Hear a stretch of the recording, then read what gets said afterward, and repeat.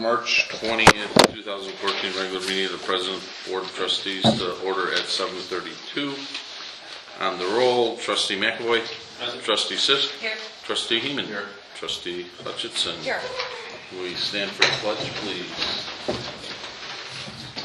I pledge allegiance to the flag of the United States of America and to the republic for which it stands, one nation, under God, indivisible, with liberty and justice for all.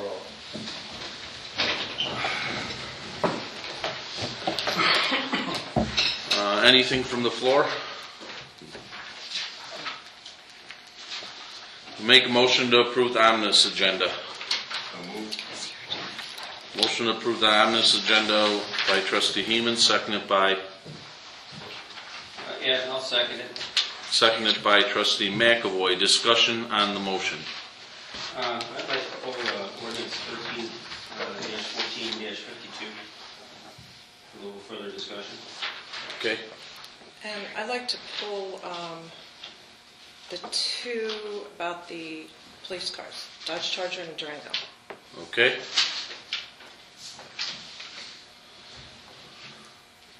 Any other discussion? With there being none on the roll, Trustee McAvoy. Aye. Trustee Sisk. Aye. Trustee Heeman. Aye. And Trustee Hutchinson. Aye. Okay, now to entertain a motion to approve ordinance 13-14-52, amending Chapter 15, Traffic of the Johnsburg Municipal Code. Motion? So moved. Motion by Trustee Hutchinson, second by Trustee Heeman. Discussion on the motion. Ed, at one point we were talking with the county, because it's a county project, that they were going to put potentially temporary traffic lights there at Fairview and Chapel Hill. I was just kind of curious as to what happened with that, and just kind of curious or concerned, I guess, about putting stop intersection there. People coming over the bridge, particularly, during the rush hour times and that sort of thing. So. Okay. You want to address that? I'd be happy to address that, yes. As a matter of fact, I spoke with Jeff Young from the county again today on that, and they are monitoring it. They're not going to automatically put the traffic signals out there. They know that we're concerned about the traffic coming over the bridge and how the flow is going to work through there and make sure there's not too many traffic backups. They're going to monitor it very closely and then, be ready if they do need to respond. In talking to Tim, I think the sense is that four-way stop is not ideal in that location. You're going to have even worse backups, that some type of temporary traffic signal would be more appropriate. And this is where, again? At the bridge. Fairview and Chapel Hill. You should Fairview have. and Chapel We Hill, wrote right. them a letter on that. Too. Right. I think you all saw it. We've been on the record with it. They know we're concerned. They're prepared to address that if that comes about. So, I would expect that the first week or so, when closures actually go into effect, we're going to see some backups and some congestion. But I think some of that traffic that normally is cutting through just to get through, it's going to figure that out, and it'll start loosening up. But we're definitely going to have to monitor it. Yeah, well, I guess my concern is not so much. I guess we have to do a good sales pitch, up front when we do that, like we did, or what the county did, based on our recommendation with turning the traffic lights on. I just have concerns at 5, 6 o'clock at night, the cars coming into town over the bridge. Mm-hmm. Somebody's been doing it for 20 years, and all of a sudden, there's a stop sign there. And again, not a stop sign. You won't see a stop sign go there. If anything, our expectation is we want some signals there. Temporary light is what we requested. Okay. And obviously, Keith and I talked. We're going to have to be ready to watch to see if police need to step in, especially during that first week when there's that transition taking place during peak hours. So. Right, yeah, because this four-way intersection at Fairview and Johnsburg, the side of Johnsburg Road by Pitson's there is already, for the most part, going to be blocked. Correct. There's going to be barricades there, so those people are going to have to kind of snake through to get out anyway. So, but in looking at maybe some of that business access route that we're going to cross, we thought that four-way stop there would be most appropriate. You're talking about at Johnsburg and Fairview. At Pitson's, right. Right. Oh, okay. And the reason for that is because there's going to be a lot of turn movement there. Everything is going to have to turn there. Right. So, I misunderstood. I thought you were talking about Chapel Hill and Fairview. yeah. But the four-way in the ordinance is at right by Pitson's. Okay. But our concerns are definitely noted. We've been raising that concern, Kevin, for probably about a year and a half with the county about Chapel Hill Road and Fairview Avenue. So, and we're on record in writing with it as well. All right, I'm okay with it. So I also had a couple of questions about that one. And one is that I'd like for Claudette, if possible, to just report on how that meeting went, because I didn't get to attend the meeting with the residents on Church Street, and I had hoped to do it and was unable, so I'd really kind of like to just hear how it went and who attended. But first, I know it was brought to my attention by one of the residents there that they were looking at seeking whether or not we could put a stop sign at Fairview and Church Street. So it's, one block up. Right. But I think to try to hinder maybe some of the potential issues that they were going to have with traffic there, because it is the business route now. So I noticed that's not in the ordinance. Right. Ordinance. I'm just kind of wondering, how did that vet out? That is on our radar as well. We felt that at this time it was a little premature to do that, and we also have to be very careful when we start popping four-way stops up all over the place, because the next thing you know, you've got traffic jams everywhere. Mm-hmm. So we are watching it. We realize that it might come to that point. We'll have to see what kind of traffic is flowing through there, and see if maybe we don't need to put something up there temporary as well. Okay, and then just maybe you could tell us. Sure, about the meeting. Mm-hmm. I think most of you are familiar that we held a meeting. We invited about 50 residents from the Fairview Avenue, Church Street corridor, if you will, through that whole area. And the main purpose of the meeting was a couple of things. First off, to just give them a sense on what kind of time frames we're looking at with the upcoming construction project. Obviously, the weather is driving a lot of that, but we wanted them to know when to expect some closures here in the near future, and then also to address some of the concerns that they may have about potential traffic flowing through their neighborhoods. Even in the first phase of the construction project, we obviously saw more traffic going along Church Street. One of the biggest concerns was truck traffic that was moving through there. And we're not talking about local deliveries. We're talking about semi-trucks just utilizing that as a route, as a cut-through to get around the construction. So we also wanted to talk with them a bit about some of the things that were identified in the ordinance are going to be put into place to help control that. We were hoping we'd see a better attendance than we did. How many attended? There were 3 households from the road itself that were represented. There were a couple of other people from different households that were there as well. But they were like in neighboring streets that heard about the meeting and showed up. So hopefully they'll go out and talk to their neighbors. We also, so 3 out of 50 households? Yes, 3 out of 50 households were represented at the meeting. How Was it 3 out of 50? Yes, it was 3 out of 50 households. households. Of the people invited, Right. 3 It was households. like only 7 Right, people. because there was, Right. and most There was of a those total- were there was more people from Johnsburg and St. John's than there was from Church Street. There were 2 people from Church Street and 1 person from Fairview Avenue that were, Right. 2 households from Church Street and 1 from Fairview that were on the mailing list because they were in that immediate roadway. And how were they notified? Everybody was notified by mail directly. Got a lot of, Excuse me. Actually, one of the residents asked that question. Yes. Ask one question. Asked how they were all, if How many was were mailed out notified, and- yeah. I think the They people were that... shocked, the people in attendance were shocked that there were more people here. Was the one that asked, did he get a letter? Or was he Well, not? Actually, he didn't. He No, was a he neighbor didn't. that heard about it. So he was somebody that heard about it, but not somebody who was on the mailing list. Right. correct. But he raised, he was surprised by the low attendance, definitely. Yeah, there was. So, again, hopefully, we're going to continue getting those e-blasts out there to try to keep people informed. I think you guys were all aware that we held a couple meetings with the businesses, too, to talk with them a little bit about their needs and their concerns and identify the business access route that's been identified for ways that they can direct their customers and clients to them.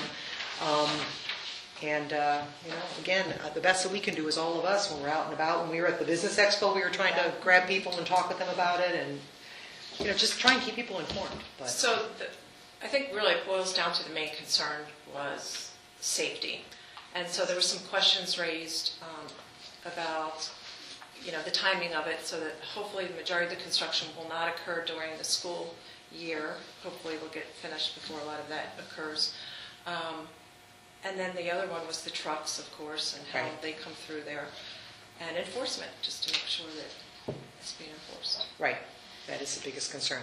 And of course, we can do a lot to try to address the enforcement in the truck traffic. The county's got a set plan in terms of the construction, the plan for when the Right. construction will take place. Hopefully the weather cooperates and we'll work within those parameters. And yes, most of it's supposed to be done by the end of August. It's supposed to be substantially complete. So there won't be too much overlap then. Correct. Well, I think you're going to see two rough spots. Obviously, when they initially start the construction, and then when they make the transition in July for the total closure of the intersection, and that's going to be, so we, got to be on our toes, I guess, during those two periods. And what we're trying to do with some of the, the brochures that were made up, I think all of you have seen those, we had them at the expo. We're trying to kind of flood them into the community in two phases. Get a bunch out right before that first closure takes place and then kind of get them out again. I know Angelo's even talked about stuffing those in a grocery bag right around about a week before or so. We don't want to do it too soon, and you obviously don't want to do it throughout the whole time. You might want to think about maybe the second one for July to look entirely different than the first one, just so people don't think, Yeah, Or same the old, gas same is- old. Yeah, make it bright orange or something like there's a change coming. Just because that's going to be a major transition compared to the first phase. yeah, that's a good point. It's a real good point. Any other ideas you guys have, we welcome them. Thank you.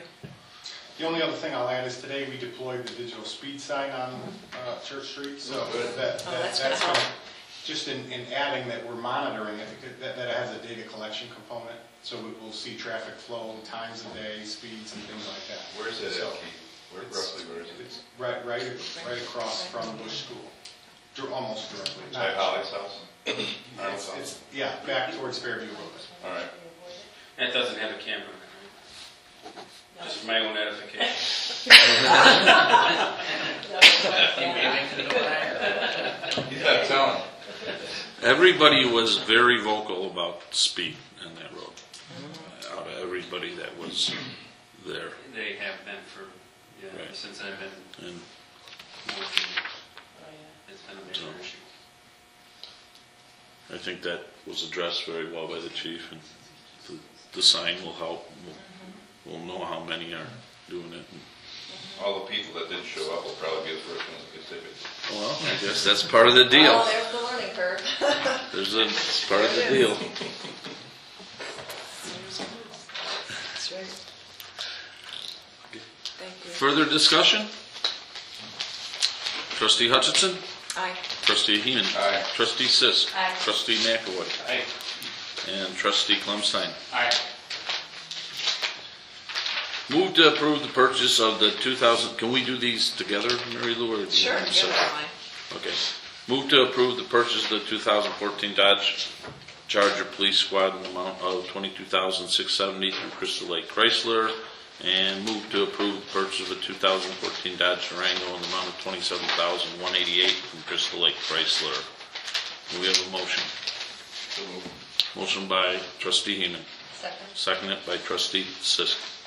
Discussion on the motion. Mary Lou?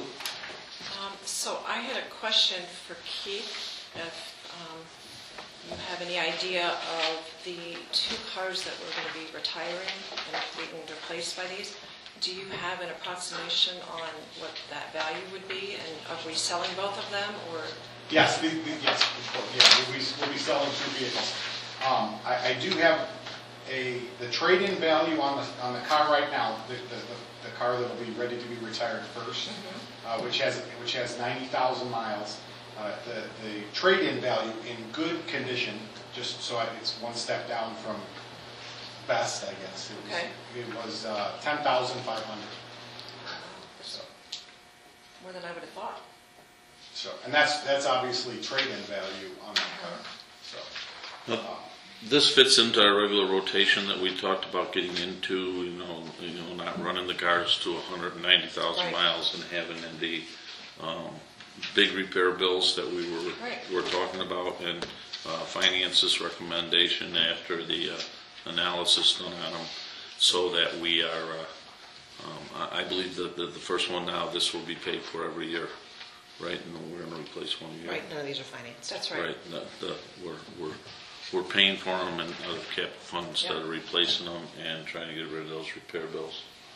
So, Keith, how confident are you?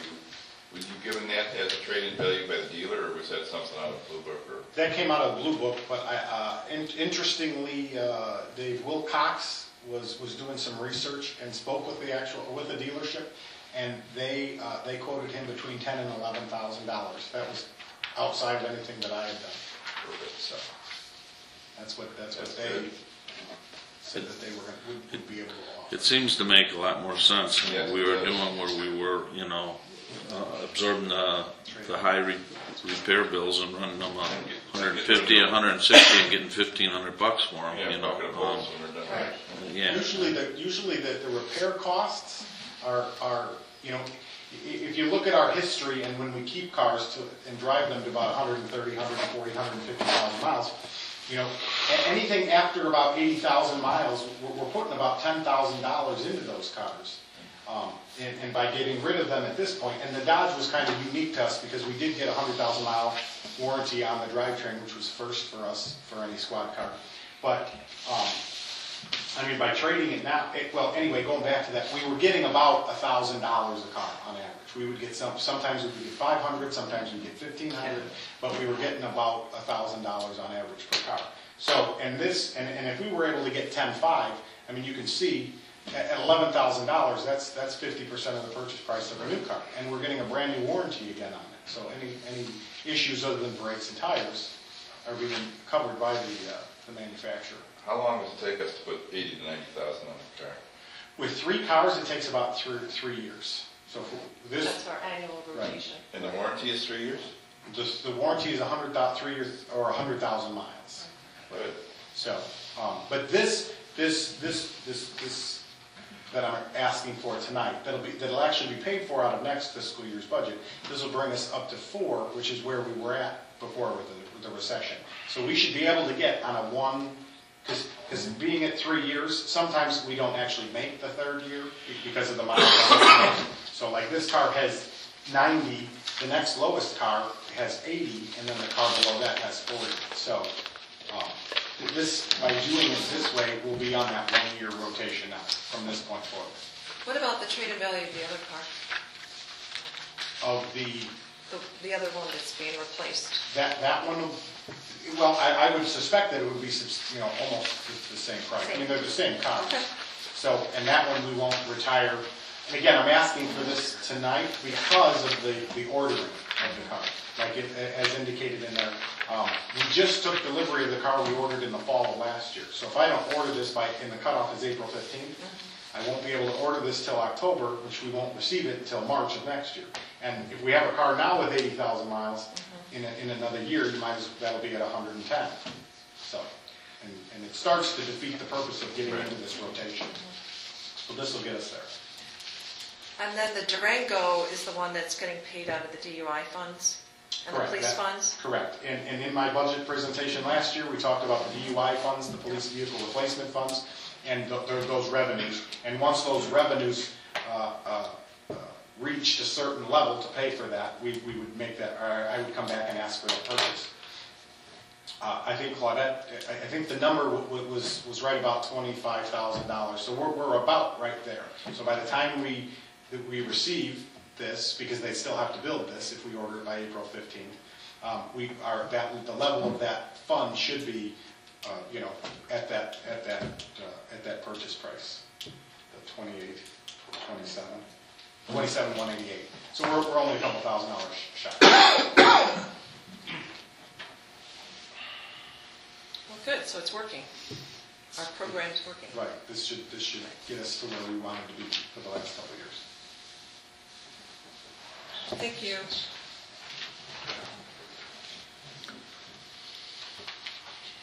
Good job, good analysis by, I think, finance, and I think it's also just reassuring to know that the cars are in this decent shape, that when you call for police, that, you want the cars in good shape. You usually call because you need them, not that you want them to get there, you know what I mean? So I'm really excited that we're getting a a Dodge Durango that can get through everything, all the terrain in the wintertime. And Yeah, it'll be a normal patrol car, but then obviously during flooding or storms during the winter, then we'll obviously anybody will be able to use it. But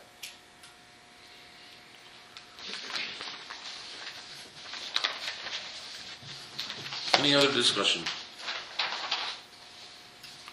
And the gas mileage was no different, right? there was no, and again, the weight of the car is going to be a little different, but the motor is exactly the same. Yeah, a little bit different, but right, okay.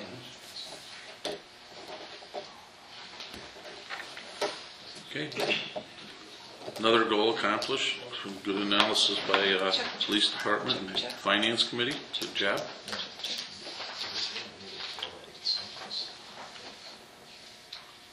Any further discussion? On the roll, Trustee Clemstein? Aye. Trustee McAvoy? Trustee Sisk? Aye. Trustee Heeman? Aye. And Trustee Hutchinson. Aye.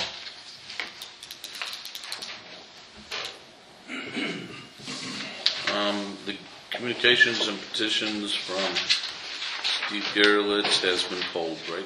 It's tabled to April 1st. April 1st.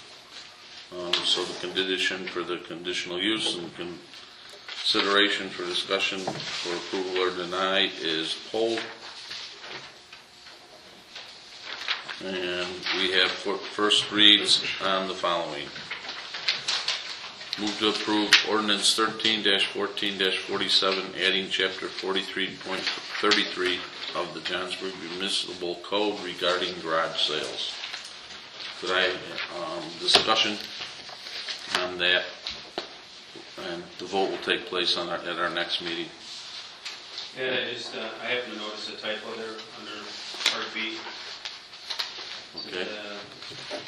Purposes of this chapter, all sales of tangible personal property conducted on premises in the city.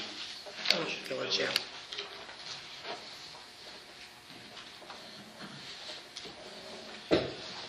I've just got one question. Under signs, are they really limited to only one sign, and that's at the site? It's going to be difficult for them to do, isn't it? Here's the issue. First off, just so you know, staff asked the ordinance committee to look at this. Or staff asked the ordinance committee. We didn't have anything previously controlling any type of garage sales, and it was getting a little bit out of hand because we had some instances where people were becoming professional garage sellers. Every week they were having garage sales. And in addition to that, we also have a real problem with the signs. They do not take them down. So, do I think we're going to have a situation where the police are going to be running around looking for anybody who has placed a sign and not taken it down and write them a ticket? No, but I think by really reducing where they're supposed to place them, gives us a little bit more control over it. Hopefully people will be responsible. If they put them up elsewhere, they'll take them down. So what are you saying? Are there going to be a lot more than one sign? No, I mean, by the ordinance. Officially, you have the one sign. Because I can't tell you how much time our staff spends taking down these signs all the time. People don't remove them. They leave them up. This ordinance almost mirrors the North Barrington ordinance for this. Did we get this? Is this a I think we standard did. ordinance? Because North Barrington looks identical to that one. I haven't seen it, but I think that can I may be ask where we you- got it. Can I ask where you may have utilized the language from? I'll be honest with you, it's been so long since that when we originally pulled this, I don't know. I don't think John's saying anything negative against the ordinance. I think he's saying that one sign, if you have two entrances to a subdivision, and most of our subdivisions will all have two entrances because that's a goal that any of the subdivisions that we do, eventually, maybe they won't in the first phase, but that they all have two entrances in case there's it's been a goal of P&G since I was there, and that was a while back, that we would always have two ways in case there's an accident or intersection. So I think what John is saying, and I'm all for taking them down because it does make you, it's very aggravating when you see signs go up and they're there for a couple weeks, but I can see on the number of signs, and I think that's the only thing that we're discussing. And I agree. I mean, the corner I live on, I'm constantly tearing garage sale signs up. are 3 days old that are on the telephone pole on the corner. But, the other thing about the sign says, one sign on such premises, so does that mean that they can put one sign up on their property? Yeah. That's the only one. Correct. It's gonna be difficult. Yeah. It's going to be hard to advertise that. I saw real estate. If you definitely want it when you drive an open house or something like that, you need the signage to drive it in. But I don't know. I don't want to put any more work on staff, but do you have somebody get a permit for it or something else like that too? And then they just don't get their money back. Just throwing out some other options that might be, they don't take on the signs to say, you're foregoing your $25 or $50 permit to do the garage stuff. That I might don't be more work, but I don't think people will come in to get a permit, yeah, I don't think that's And, going and to happen. we're by no means recommending that. I understand. No, I understand. I think We just that However- opens yourself up to Other having liabilities. regulars. A way of forcing them to take your sign. Perhaps what we could do is we can add language that indicates that you can have one at the entrance, at each entrance to your subdivision. The problem is, they all end up all over town on telephone poles. So, I mean, if you guys want to expand on this and say signage may be placed on the premises as well as in one location at each entrance to the subdivision, and they must be removed, immediately following the garage sale, I don't think anyone's opposed to that. We're just really trying to get some control over this, and, we don't need them all over utility poles and things like that. That's out right away. Well, they're not allowed. I know some people try to put them on stop signs and we take them down, right? They're not allowed on stop signs, right, Keith? Right. They're not on any utility or Right. So as I understand it, that's your concern. You want them to at least be able to place one at each entrance to the subdivision. So we can do that. We can add that language. Never seen. And if they don't get them down, what's going to happen? The ramifications. I mean, It's a Class A violation, so they'll be fined. So I If they don't get them down, they'll think, get fined. I think that we're not, if they put up more than one or two, I wouldn't have a problem with it, and if they're not down in a certain amount of time, they get the fine. I mean, it's like everything else. Mr. Eichhorn, you want to It comment should on? be in that ordinance, because at our meeting, we said, anybody could put the signs up on corners, but they have to be taken down 24 hours after the garage sale.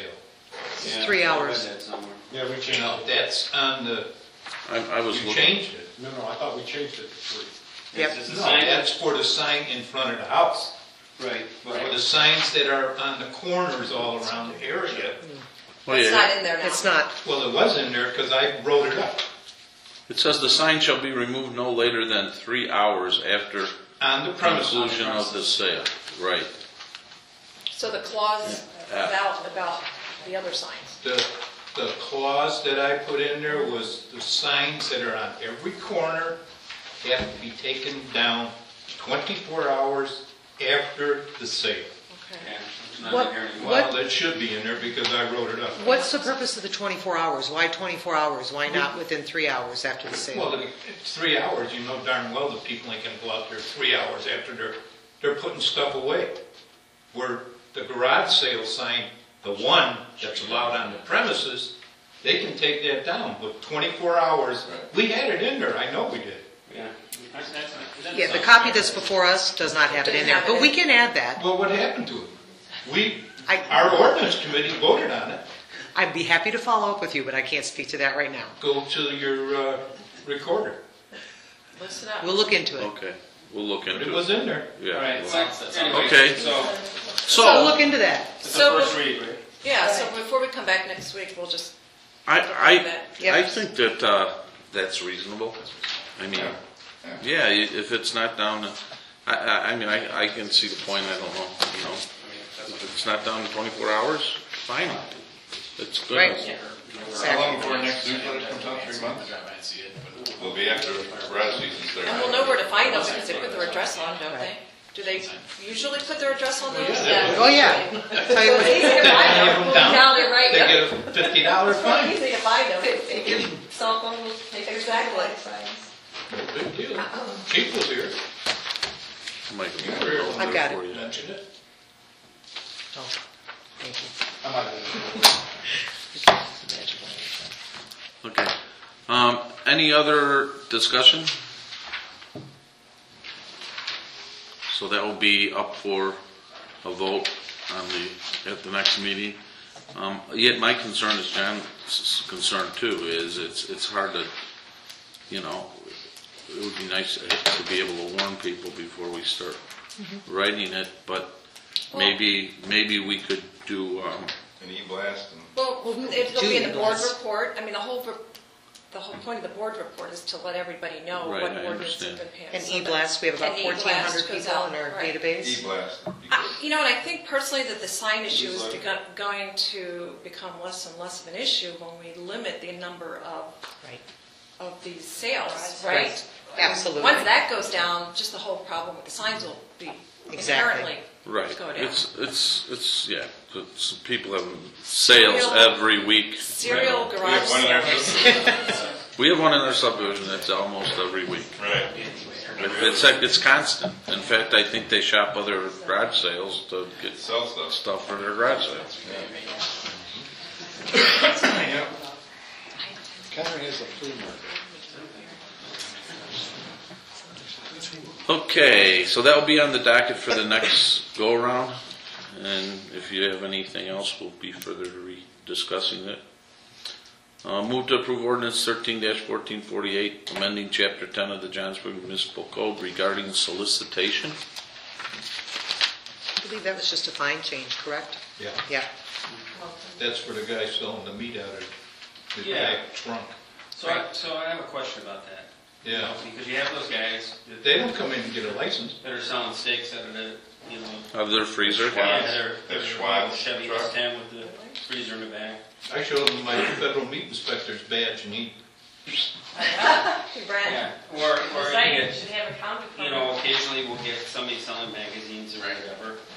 You know, I don't know if it's common notice for the residents to understand that they need to have, you know, this Permit from the permit. owner. So, you know, maybe something in the newsletter, That would something be, that would be a great that comes idea. out after we make this change, or if the owner, whatever we update this, Yeah. maybe put something out in the, you know, saying if you have somebody coming to your door trying to sell you, you know, air blowers at the back of his The other trunk of his thing- car, Tie them ask up, him, make ask him them if see he, the permit. if he has a permit. Well, and then the ones that do get the permits, they should have some sort of a name tag or some sort of a. They actually have to have Certificate. something on them to Yeah. produce. What's Well, it? yeah, you should be able to ask him. Yeah. Right, I where's need to your, see your where's permit. your, yeah, let me see it. Yeah, they get a document from us indicating Okay, that they good. get a permit. How many go out a year or so on this? I'm just wondering, how many licenses like this do we register? Keith, you would know better than I would. They, Not very many. no. We, usually. That's because Couple of 90% months. of them are good. There's an Right. insurance, there's an insurance group that I think comes about once a year, once every other year. Okay. And then there's So-called students. like a utility, these are usually more business people. Those, the magazine people, they never get permits. And usually they only last in town about an hour before somebody will call. So a lot of people are pretty good about it. And Yeah, that was my- most of those are deceitful because they reference people in the subdivision. They said, oh, I'm live over on. Yes. Listen, different 100% of the time you should call. Yeah, if somebody's 100% of not the here. time. They do, they lie. I Yes. had one guy follow me into my house. They lie. He came right in my house. Like, Yeah. it's I scary. mean, you don't know what they're trying to do, scope you out to see what you've got in your house or where you. And we've had the experience where they come back later and break into your cars. Yeah, So, sure. they're in the area, they kind of get familiar with people, not every case, I would never say Yeah. that, but we have had that experience. Occasionally. They come back, right. So, 100% of the time I would call, because they're not gonna be, they know that they're only here, that they travel so quickly that they don't have time to apply and be permitted. Because there's a process that has to occur, and they're never here that long. They come in and they're gone within a couple days. So, Yeah. and not just Johnsburg, like Johnsburg, Lakemore, McHenry, Monroe, and then they're gone. I guess the only point I'm trying to make is I don't think the majority of the residents know out there that they should have a permit. I agree with you. We should just remind them. We've had it in newsletter Especially articles in the school past. kids. It doesn't hurt to put it back out there again. Well, we've never required the school kids to have one, did we? No. No, because they're usually trying to raise for like a nonprofit or Right. something, yeah, and that's exempt. That's exempt. Yeah, I mean, you get, Girl Scouts usually somebody from your neighborhood, Dad pulls up selling, trying to sell you fillets and everything in his truck. Yeah. Is that true, too, Keith? There was somebody at the trade fair, And those people know. and I forgot who said it, This is not but really Johnsburg. Right. it was in, I thought Spring Grove, or there's some guy going around saying, oh, comes up to the door, wants to use the cell phone, and then tries to push his way into the home. I haven't heard anything like that. Okay. I don't know what's going around. There's a rumor like that going around at the, Put an NRA sticker on your front door, and then you won't do that. what's that, no solicitor? No cell phones. NRA. NRA, yeah. Oh, I didn't hear the NRA. German Shepherd. No, that was like a- Any other comment?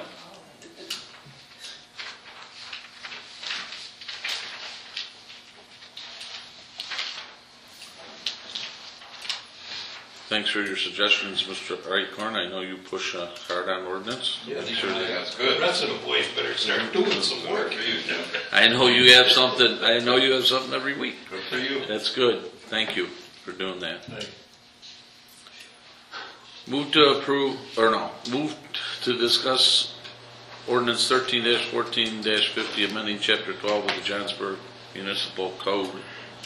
And there's a typo there too, code, We saw that. regarding fees. Again, that's a classification change. Yep. Any suggestions? The only thing I have, and it's only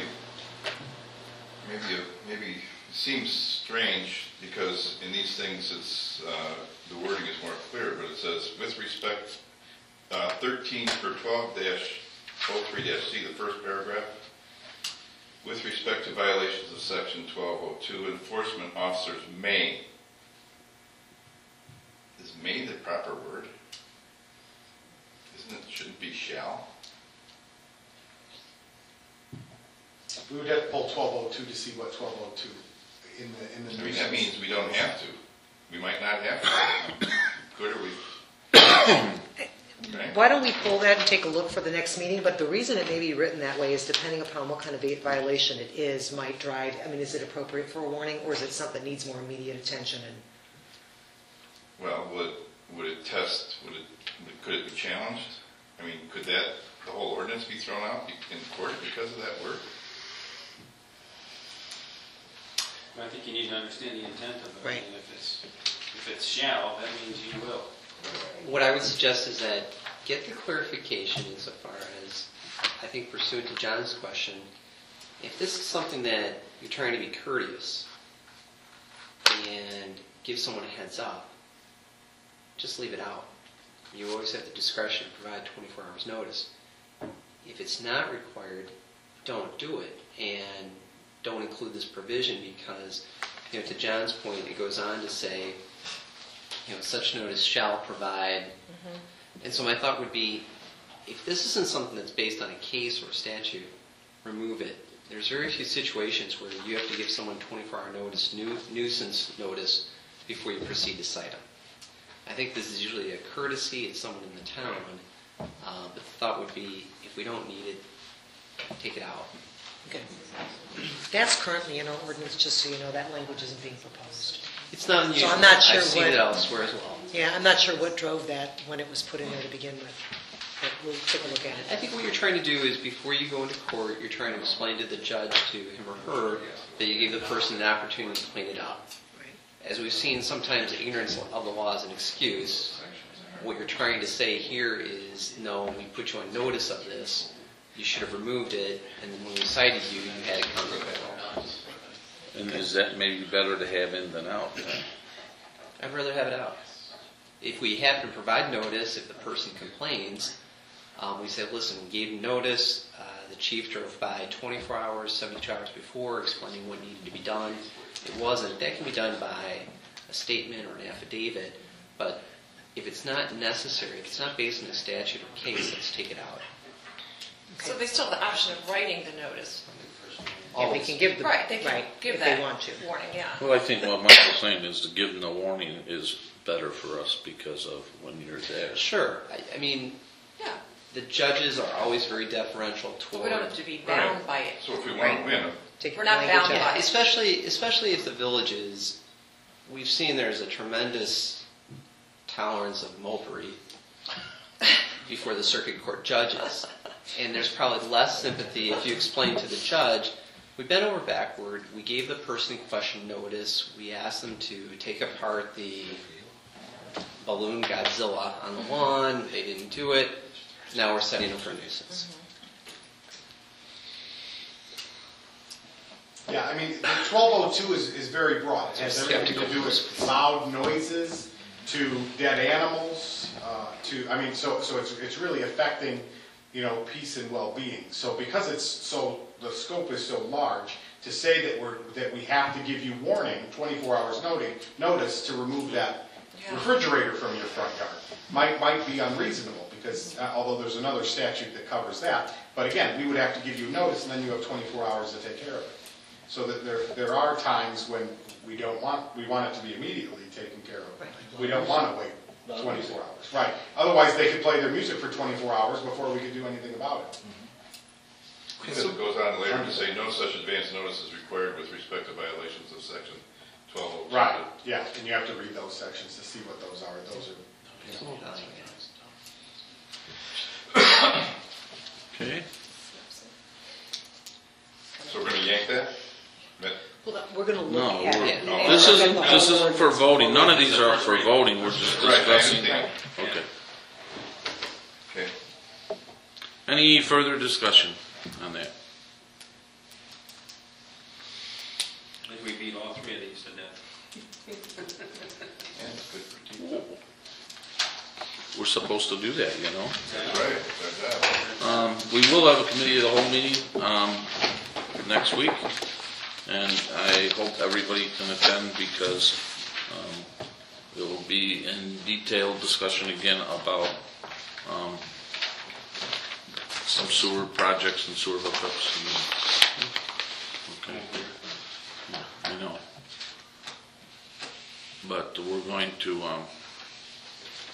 make sure that everybody understands exactly what meetings we've had and what options are. Some options that we're looking into are, so everybody's on the same page. I This is think. an informational meeting for us to get in the loop about what's coming down the road. Right. All right. And to get Bill back here too, or explain what's happening, if there's any new opportunities for us that we may be missing, that we are aware of what's going on. Okay, and all of us at least have the same information. Okay. Ed, can I ask Yes. a question before are you finished? You can. Sorry, if you've got more to say, I'll wait till you're done. No, not at all. I just noticed that the county was putting some sort of county signs on our decorative pedestrian posts. Oh, yeah, I saw them out there. And I What kind think of signs are they? they're kind of the They're, county V40 route things, those crazy route things. Why are they putting them on them? I don't know. The ones I saw were One place, identification of the turn lane in the center turn lane. yeah, I don't It know. already shows the arrow. Okay. And We'll look I into think it. they may interfere with stuff, the flower things that may be hanging there. I'm not sure. But it takes away from the look of them. I'll call Mike about that tomorrow. We'll talk to Tim and I hate to have another post, you look at it now, you're going to have to put another. let's just see if there's another solution Right. or a better way of doing Let's just it. take a look at it and see if it's going to be an issue. Right. It Yeah, really you know takes Those away posts from- are ours. Yeah. We own the posts. We Well, they own the will. sites. We don't want to fight them over. Or it, soon. but just Soon. take Soon away we Project from hasn't been the aesthetics accepted of- yet. Right. And those posts are very close together, so, you don't want to have them put more signs, Right, more posts in there. right. I don't know how we're going to do it. Well, let's just see what our options are, and if there are any. Let's look at it. It's good to bring up. Okay. I would like to entertain a motion to recess and go into closed session to discuss the purchase or lease of real property by the use of the village. So moved. Motion by trustee Heeman, second by trustee McAvoy. On the roll, trustee Clemstein. Aye. Trustee McAvoy. Aye. Trustee Sisk. Aye. Trustee Heeman. Aye. And trustee Hutchinson. All right.